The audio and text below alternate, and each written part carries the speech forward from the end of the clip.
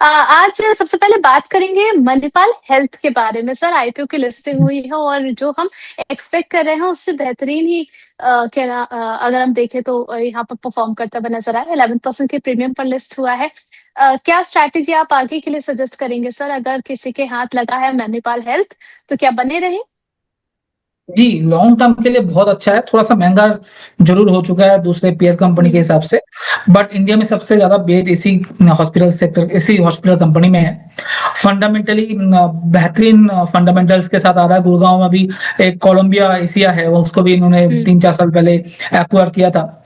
And मेरे हिसाब से हेल्थ जो भी सेक्टर में हॉस्पिटैलिटी बिज़नेस में है, इंडिया का सिर्फ अभी 5% भी बेट नहीं है, जितना होना चाहिए वर्ल्ड में। अगर आप देखोगे हम्म। यूएस के साथ कंपेयर करके या चाइना के साथ कंपेयर करके, जो पॉपुलेशन है उसके हिसाब से जितना बेड होना चाहिए उतना बहुत कम है अभी।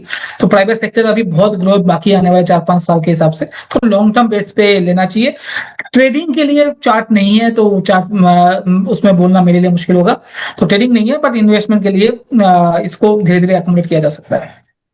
ठीक है, आपने कहा कि अभी अगर नया खरीदारी करनी है तो इन लेवल्स पे थोड़ा सा एक्सपेंसिव हो चुका है सर। अगर किसी को आईपीओ नहीं मिला है, कोई नई एंट्री करना चाह रहा है निवेश के नजरिए से, क्योंकि आपने कहा भी अभी कि निवेश के नजरिए से लॉन्ग टर्म पर्सपेक्टिव के अकॉर्डिंग मणिपाल अच्छा लग रहा है, तो क्या थोड़ा सा वेट करें, किन लेवल्स पे एंट्री की जा सकती है मणिपाल में? मैं कभी कभी क्या होता है ना, महंगा हमेशा महंगा रह जाता है और आपसे मिस हो हम्म। जाता है। ये काम हम्म। नहीं होना चाहिए। तो आपको अगर 100 रुपए लगाना है, 60 रुपए लगा लीजिए।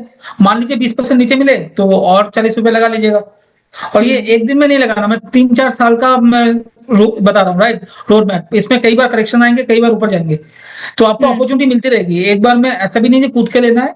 आज अगर 100 रुपए लगाना है स्टॉक पे, तो आप 60 रुपए हम्म। लगाइए। वेट कीजिए, अगर 20-25% डाउन मिल जाए किसी वजह से, तो हम 40 टका लगा लेंगे। अगर नहीं मिलता, चलता रहता, तो अच्छी बात है, आपके पास 60 टका है ऑलरेडी।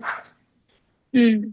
ठीक है, तो यानी कि अगर आपसे मिस हो चुका है तो बीच में मौका मिलेगा तो वहां पर जरा एक्टिविटी को यहाँ पर बनाने की सलाह दी गई है। इसके अलावा सर अभी हाल फिलहाल में एसबीआई फंड्स का भी आईपीओ आया था, लेकिन यहाँ पर जितनी खुशी इसकी लिस्टिंग पर हुई है उतनी खुशी एसबीआई फंड्स ने नहीं दी थी। लेकिन लास्ट के कुछ एक दो ट्रेडिंग सेशन की बात करूं मैं तो यहाँ पर कुछ मोमेंटम होता हुआ नजर आ रहा है सर एसबीआई पे। आपकी राय क्या रहेगी, यहाँ पर भी लॉन्ग टर्म में अच्छे गेन्स मिल सकते हैं? ये तो खुशी की बात है, जो चला नहीं। अच्छा। इन्वेस्टर के लिए, इन्वेस्टर के लिए, नॉट ट्रेडर्स के लिए, बट इन्वेस्टर के लिए। क्यों? क्योंकि हम्म। अपॉर्चुनिटी मिल रहा है उसको लेने के लिए। मैं ये जो आप बता रहे हो ना, मैं पहले बता दूं, ये ट्रेडिंग वाला स्टॉक्स नहीं है आज के दिन पे। नए नए हम्म। आईपीओ है, मैं ट्रेडिंग की बात नहीं कर रहा हूँ। ट्रेडिंग में तो हो सकता है 5-10% टूट जाए। आप एक चीज समझो, आज के दिन पे 18 crore demat mutual fund account है, और हम्म। यूनिक अगर देखेंगे तो 5-5.5 करोड़ ही है। और जनता है 140 करोड़। हम्म। 40 करोड़ फैमिलीज, 45 करोड़ फैमिलीज हैं। तो 5-10 साल में ये इंडस्ट्री 2 गुना 3 गुना होने वाली है। तो हम्म। इंडस्ट्री अगर 2-3 गुना होने वाली है, और हम जिस बिजनेस में है, सर्विस बिजनेस में, राइट, हम एडवाइजरी देते हैं। म्यूचुअल फंड वाले क्या करते हैं, फंड मैनेजर रखते हैं और स्टॉक सिलेक्शन करके बाई करते हैं। तो उनके हम्म। अगर 100 क्लाइंट है आज के दिन में, कल 200 क्लाइंट हो जाएंगे मान लीजिए, तो फंड मैनेजर 10 के 20 नहीं हो जाएंगे, फंड मैनेजर 10 के 12 होंगे। हम्म। तो उनका जो खर्चा है, एक्सपेंस जो है, वो कम होता रहेगा।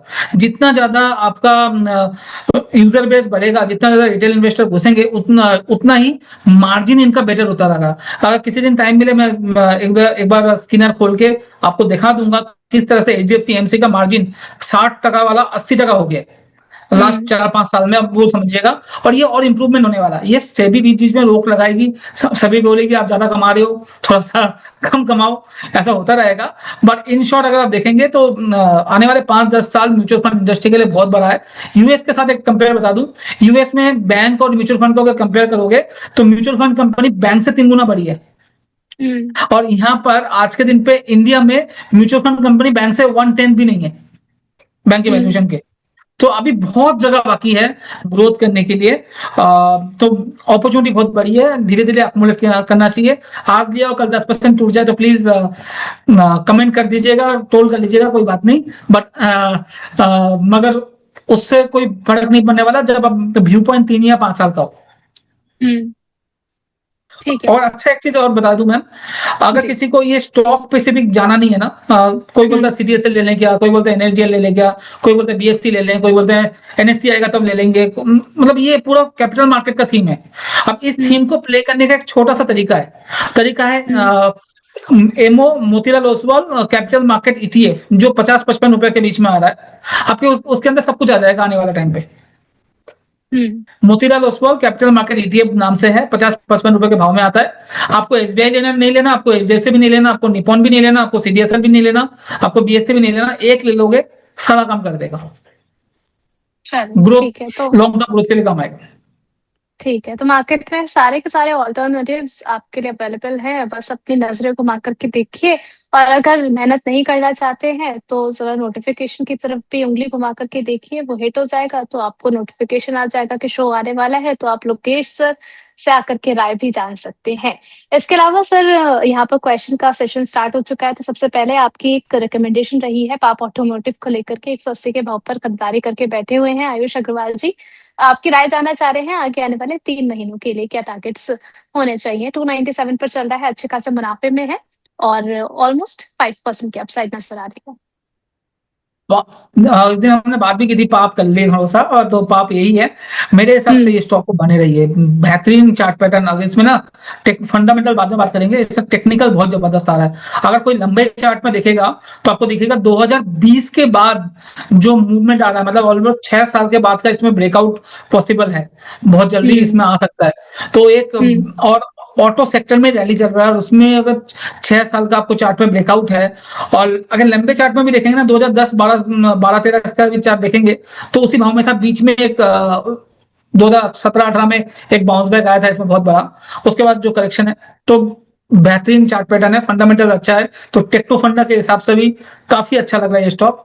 मुझे लगता है इसमें थोड़ा सा ऊपर नीचे ज्यादा होगा, बट होल्ड करने की जिसकी ताकत है वो होल्ड करे, तो 450 500 भी चला जाए आने वाले 6-12 महीने में, तो कोई बड़ी बात नहीं होगी। अभी के लिए हमने 350 से 380 का टारगेट देकर रखा है।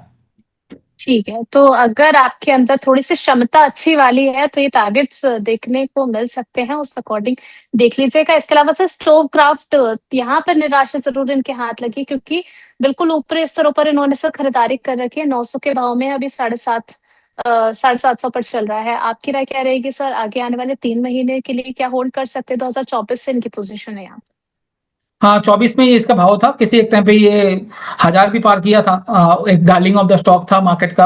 हम्म। बैंगलोर बेस्ड कंपनी है। आपने पेस्टिस का नाम सुना होगा, कुकर घर पे, वो हम्म। ये बनाती है। एंड मेरे हिसाब से इस स्टॉक पे अभी के लिए तो, आज रिजल्ट अच्छा आया है इसका, रिजल्ट मैंने देखा था, रिजल्ट ठीक है। बट अभी के लिए करेक्शन आ सकता है जो 725 या 700 तक लेके आ सकता है। तो अभी कोई बड़ा मूवमेंट मुझे नहीं दिख रहा है स्टॉक पे। बट हम्म। क्योंकि 2 साल से होल्ड करके रखे हुए हैं, मेरी बात सुन के बेचेंगे तो है नहीं। तो हम्म। नीचे का इंतजार करें, थोड़ा सा नीचे मिल जाए तो एवरेज आउट कर सकते हैं। ठीक है। इसके अलावा सर, घनश्याम जी का क्वेश्चन है टाटा मोटर पैसेंजर व्हीकल को लेकर के, 348 के भाव पर चल रहा है। आपकी राय इसमें क्या रहेगी, अगर नए खरीदार बन रहे हैं तो क्या इस काउंटर में बन सकते हैं? सेल तो जबरदस्त आया था, बट उस हिसाब से चार्ट नहीं है। हम्म। अगर आप देखेंगे जिस तरह से सेल्स का रिपोर्ट आया और चार्ट देखेंगे तो कहीं पे भी मैच नहीं कर रहा। तो टेक्निकल बेकार, फंडामेंटल ठीक, तो दोनों में एक टिक नहीं है। तो अभी तो इसमें ट्रेडिंग तो किया जा सकता है, बट इन्वेस्टमेंट नहीं करना है मुझे, मेरे हिसाब से। अगर किसी के पास है तो 338 का स्टॉप लॉस लगा के, या लेना है 338 का स्टॉप लॉस लगा के ले सकते हैं, 360 370 का टारगेट के लिए। बट वो पोजिशनली 3-4 दिन के व्यू पॉइंट के हिसाब से बात कर रहा हूँ, 3-4 महीना 6 महीना के व्यू पॉइंट से बात नहीं कर रहा। विक्की जी लिखते हैं कि सभी फरिश्ते स्टॉक्स मुझे ही मिले हैं, जिंदगी में कोई गलती करता ही नहीं मेरे सिवा। अब जो स्टॉक इन्होंने पिक करे हैं वो देख लीजिए सर, कहीं गलती तो नहीं कर बैठे। संदोमा इन्होंने लिया है, 481 एक शेयर मिनट, इनके पास है, 210 के भाव पर। नाम ही नहीं समझा, वापस बोलिएगा। Sir, Sandur manganese and iron ore limited, सिंधु मैग्नेस, संदोमा। सिंधु मैग्नेस। 210 पे इनकी खरीदारी है, और 481 शेयर्स है। तो स्पेलिंग बता देंगे प्लीज, मुझे मिल नहीं रहा। SEN ना? SANDUMAX। SAN।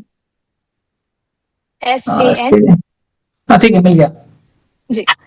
संधू मैग्नीस ये कितने में लिया इन्होंने? सर 210 की इनकी बाइंग प्राइस है, 481 शेयर्स इनके पास ऑलरेडी है। कह रहे हैं कि कल इसके नतीजे आने वाले हैं और आप बता दीजिए कि आप क्या कुछ राय देंगे उस अकॉर्डिंग। 520 शेयर और ज्यादा ऐड करना चाहते हैं, तो आपकी राय क्या रहेगी? एक बार रिजल्ट आने दें, उसके बाद वापिस एक बार पूछ लीजिएगा रिजल्ट किस तरह से आता है उसके बाद। मैं स्टॉक को शेयर को ट्रैक नहीं करता हूं, बट टेक्निकली की बात करें 200 मूविंग एवरेज 202 रुपए के पास है, तो 200 या 198 का स्टॉप लॉस जरूर मेंटेन कर लें।